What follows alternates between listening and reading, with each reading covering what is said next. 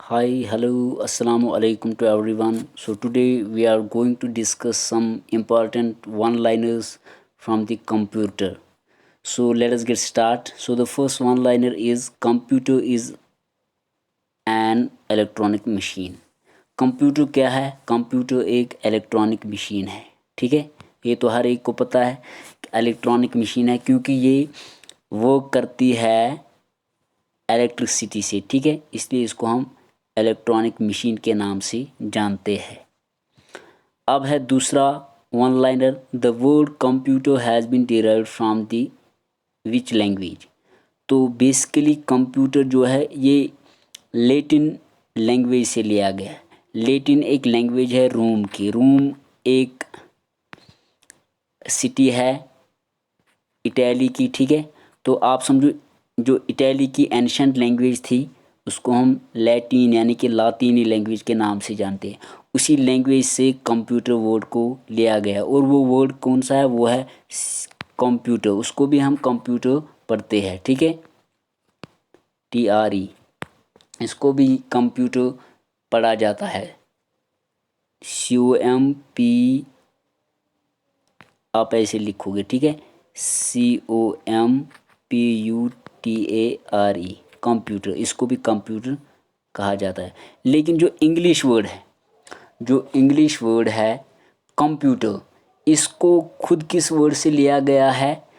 Computer को जो इस वक्त इंग्लिश वर्ड है कंप्यूटर, इसको किस इंग्लिश वर्ड से लिया गया है? कंप्यूट से. ठीक है, इसको खुद कंप्यूट वर्ड से लिया गया. तो कंप्यूट का मतलब है कैलकुलेट करना. ठीक है, कैलकुलेट करना, टू कैलकुलेट. यानी कि कोई भी मशीन अगर कैलकुलेट करती है तो उसको हम कंप्यूटर कहेंगे. ठीक है, अगर कोई भी मशीन जो है कैलकुलेट करती है तो उसको हम कंप्यूटर कहेंगे. तो कंप्यूटर बेसिकली किस वर्ड से लिया गया है? लैटिन वर्ड से लिया गया है. और उस लैटिन वर्ड का भी मैंने बोला उसको भी हम कंप्यूटर पढ़ते हैं. ठीक है, तो ये आपने याद रखना है. अब है यहाँ पे speed of first generation computer was in. जो फर्स्ट जनरेशन कंप्यूटर था, ठीक है, जनरेशन ऑफ कंप्यूटर्स जो है कहाँ से स्टार्ट हुई? जब कंप्यूटर्स को हमने इलेक्ट्रॉनिक बनाना शुरू किया. ठीक है, जब कंप्यूटर्स को हमने इलेक्ट्रिसिटी के मदद से चलाना स्टार्ट किया तो वहाँ से जनरेशन ऑफ कंप्यूटर्स स्टार्ट हुई. क्योंकि जो भी कंप्यूटर्स इलेक्ट्रिसिटी की मदद से चले, ऑनली इलेक्ट्रिसिटी की मदद से चले, उनमें ही बाद में आगे चेंजेस आती गई. First generation, second generation, third, fourth, आज तो फिफ्थ जनरेशन चल रहा है, उस पर काम चल रहा है. ठीक है, तो वहाँ से स्टार्ट हुआ. ठीक है, तो यहाँ पे जो speed of first generation computer was in, जो पहले जनरेशन के कंप्यूटर्स होते थे उनकी जो स्पीड थी वो माइक्रो सेकंड्स में थी. माइक्रो सेकंड का मतलब होता है 10⁻⁶. यानी कि आप ऐसे समझोगे 10⁻⁶ का मतलब क्या होता है? फॉर एग्जांपल मैं यहाँ पे लिखूँगा 10 के बाद 50, 1 2 3 4 5 एंड 1. इसका मतलब है 10⁻⁶. यानी कि जो पहले जनरेशन के कंप्यूटर्स थे उनकी जो स्पीड थी वो माइक्रो सेकंड्स में थी. ठीक है, तो अब यहाँ पे जनरेशन जो है फर्स्ट जनरेशन कंप्यूटर कहाँ से स्टार्ट हुआ? पहला जनरेशन कंप्यूटर का स्टार्ट हुआ 1945 से लेकर 1955. कुछ बुक्स पे आपको मिलेगा 1940 से लेकर 1952, मगर ये एथेंटिक ये है 1945 से लेकर 1955.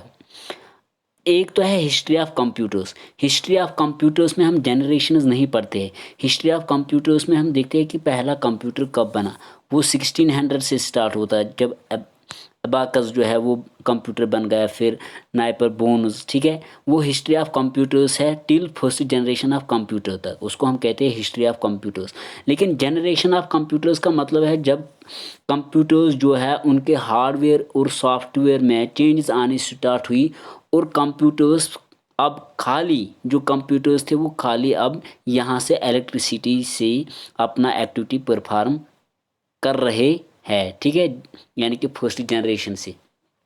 लेकिन जो फर्स्ट जनरेशन से पहले कंप्यूटर्स थे वो या तो मैकेनिकल थे, या तो हाथ से उनको चलाया जाता था, या तो वो इलेक्ट्रो मैकेनिकल थे, यानी कि इलेक्ट्रिसिटी का भी थोड़ा बहुत और मैकेनिकल का भी यूज़ होता था। लेकिन फर्स्ट जनरेशन आने के बाद ये दोनों फिनिश हो गए, मैकेनिकल और इलेक्ट्रोमैकेनिकल।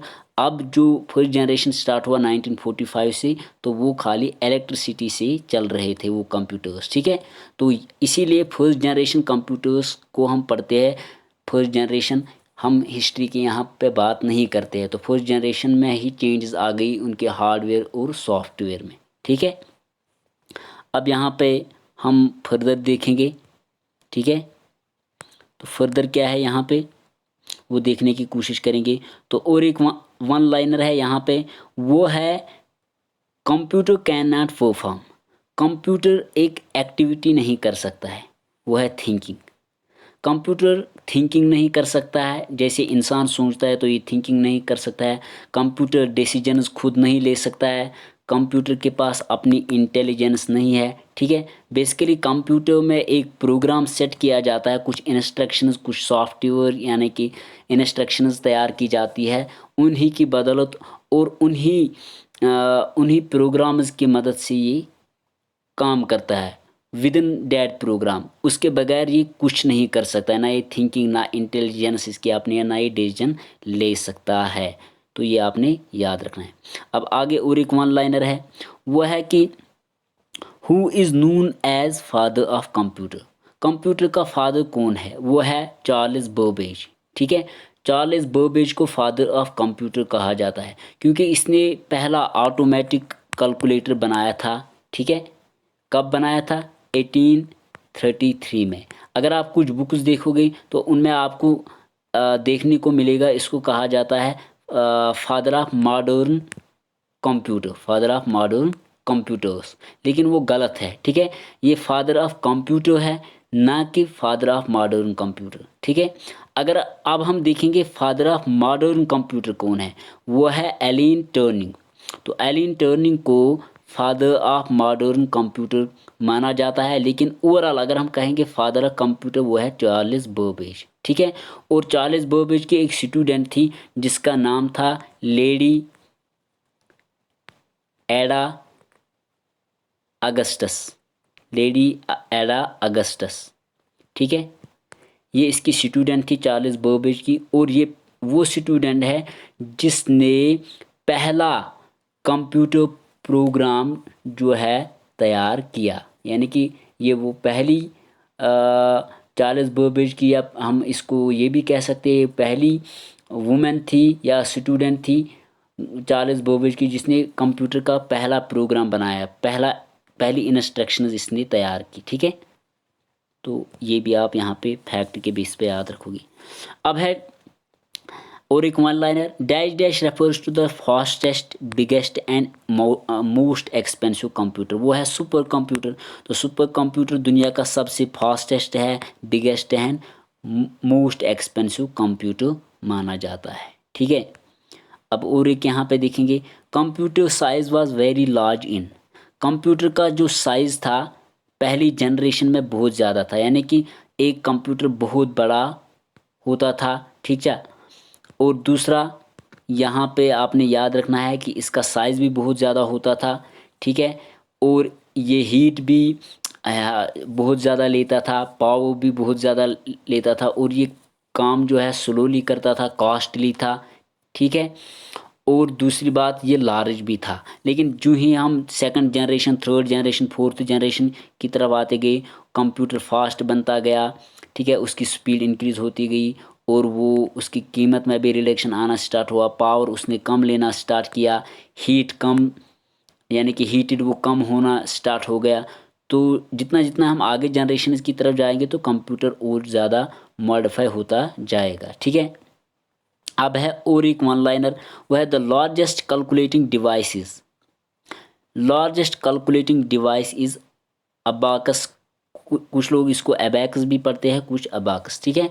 तो sorry the earliest calculating devices, सबसे पहला कंप्यूटर जो है जो बनाया गया था उसका नाम था अबैकस। ये चाइना में बनाया गया था, ठीक है, ठीक है। लेकिन इसका बनाने वाला जो है वो किसी बुक पे नहीं है। जो बुक आपको दिखाई कि अबैकस इसने बनाया वो गलत है। अबैकस का जो इन्वेंट करने वाला था या बनाने वाला था उसका नाम ही पता नहीं, लेकिन ये पता है कि ये चाइना में बनाया गया था, पहला अर्लीस्ट कैलकुलेटिंग डिवाइस, ठीक है, यानी कि पहला कंप्यूटर।